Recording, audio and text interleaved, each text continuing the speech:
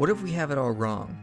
What if the disciples never taught Jesus was physically resurrected, but that he was only spiritually vindicated by God, and all the disciples experienced were internal visions?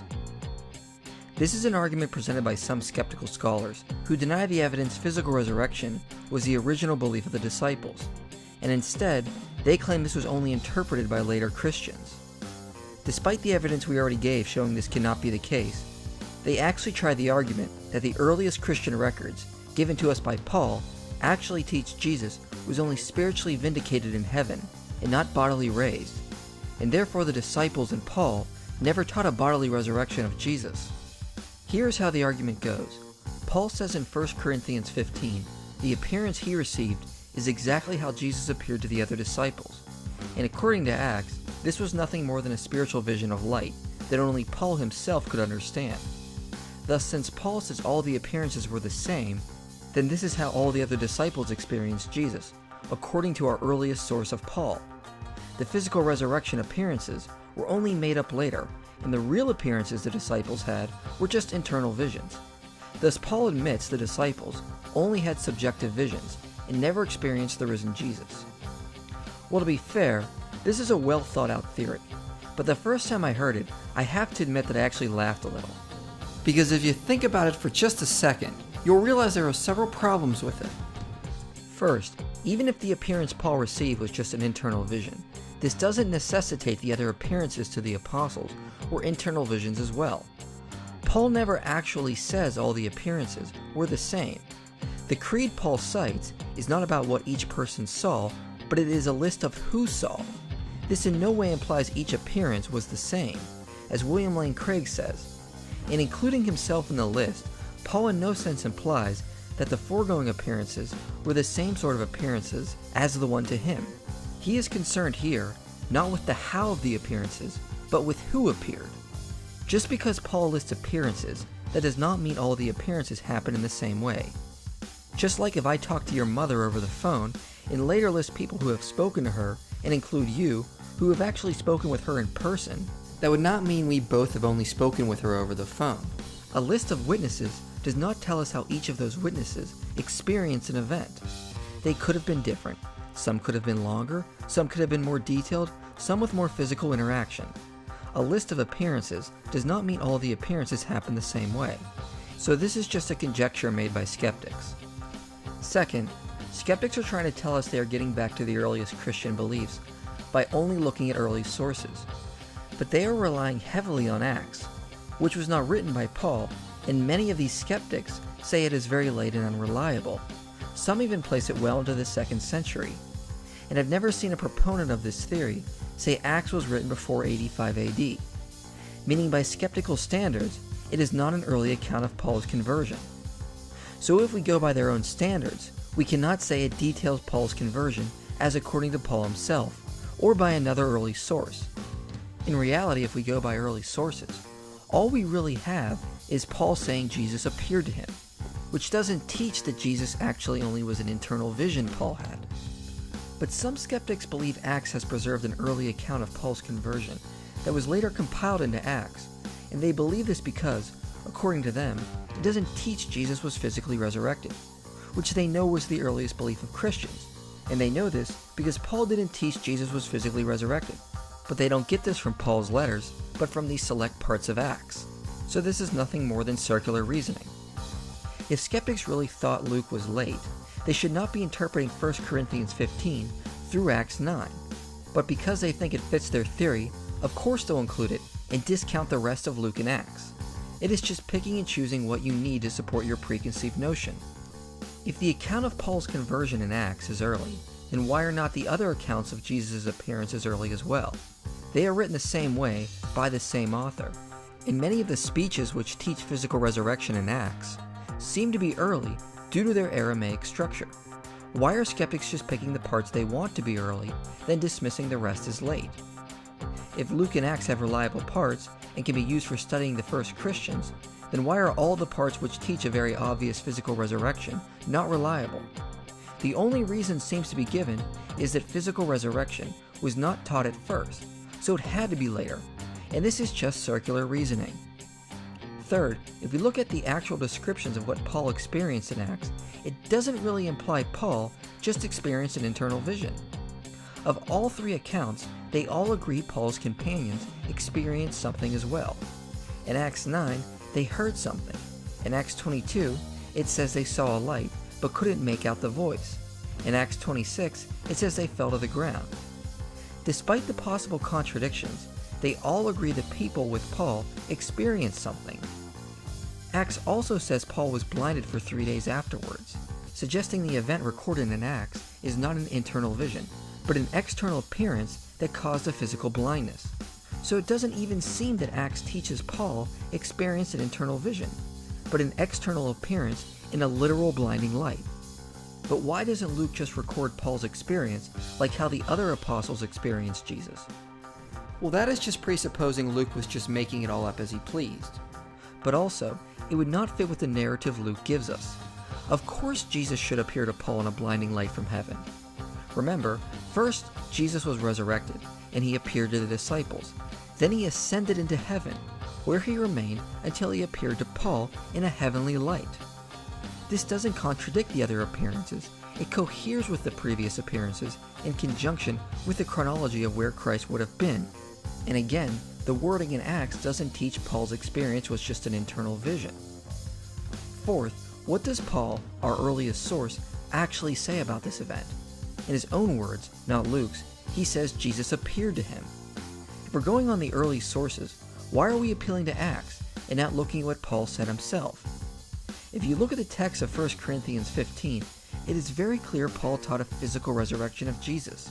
As we've already pointed out, the Creed he cites says that Jesus was buried and raised. It is pretty obvious that what was buried is what was raised. Otherwise, why even mention the burial part and just go from death to ascension? But looking at the context, verse 12 through 34 talks about the resurrection of the dead specifically, and Paul directly says, "For as by a man came death, by a man has come also the resurrection of the dead."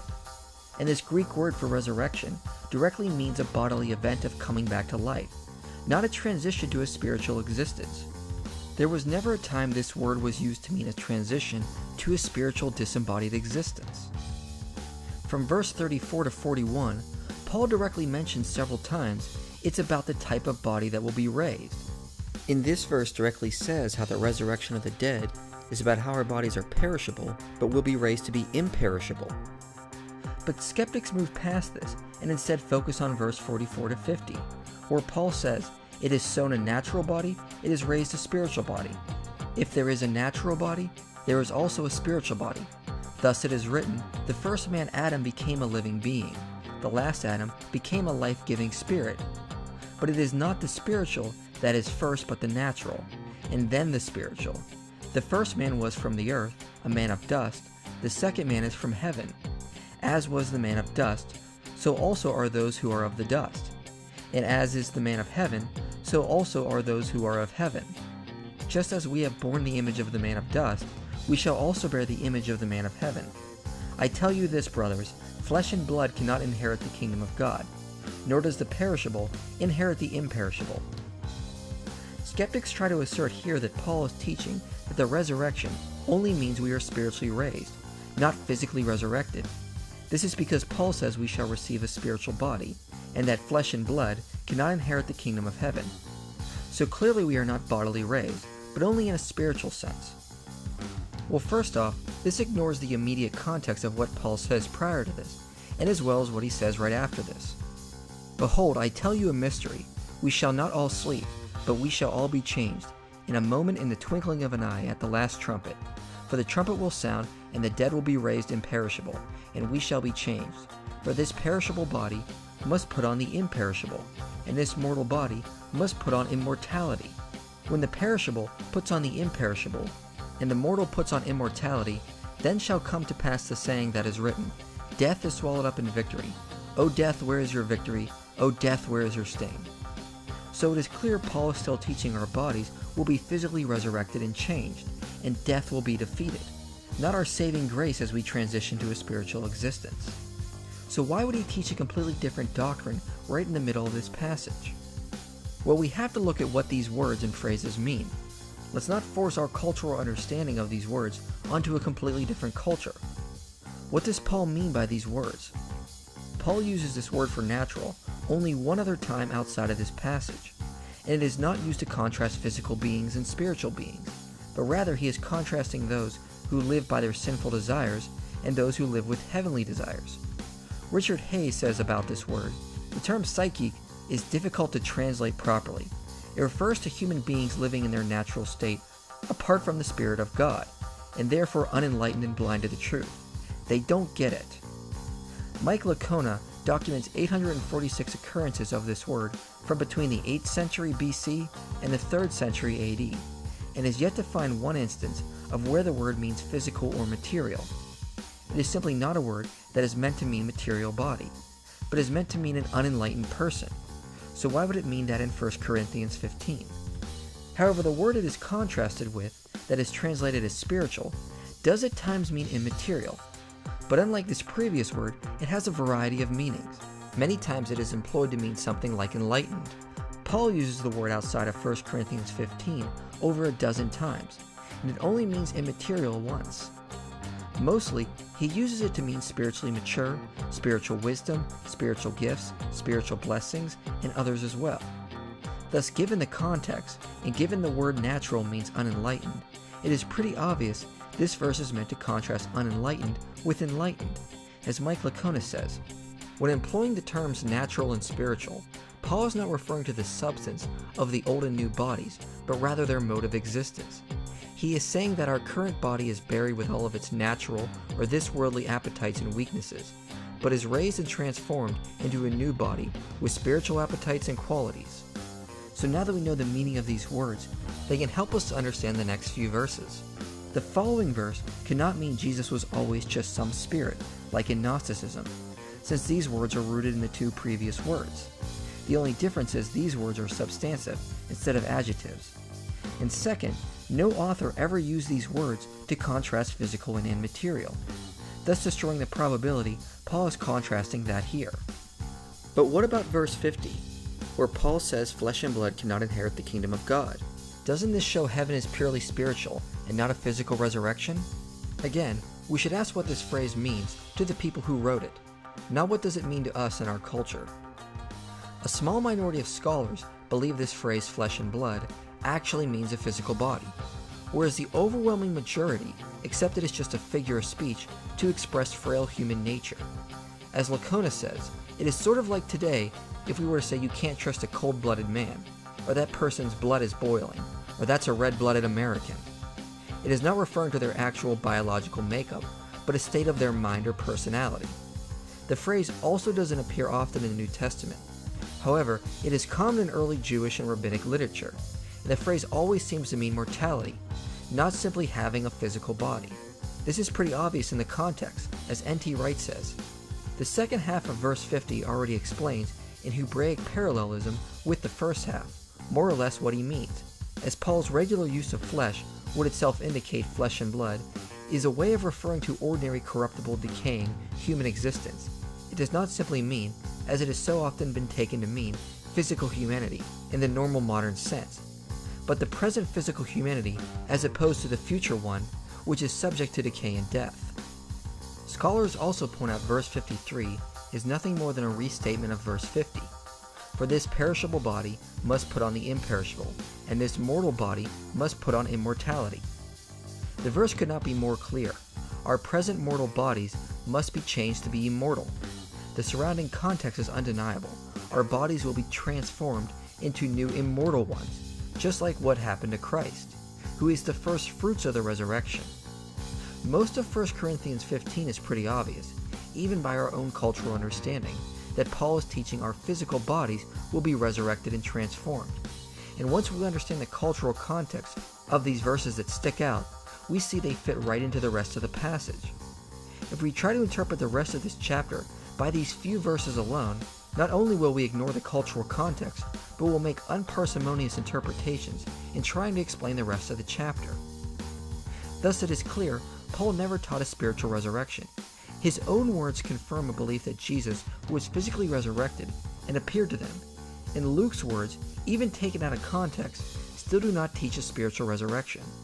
This is why even Gerd Ludemann, who doesn't believe the disciples experienced a physical resurrection, accepts the earliest belief of the Christians was a physical resurrection. The evidence is simply undeniable, and you have to jump through some pretty crazy hoops to try to interpret Paul to be claiming he believed in a spiritual vision only. Therefore, we can be confident that when we read Jesus was raised from the dead, it actually happened, not because of blind faith or a feeling in our hearts, but because the evidence points us to it. Jesus was resurrected, has conquered sin and death, and sits at the right hand of the Father. He is not in the grave. He is alive.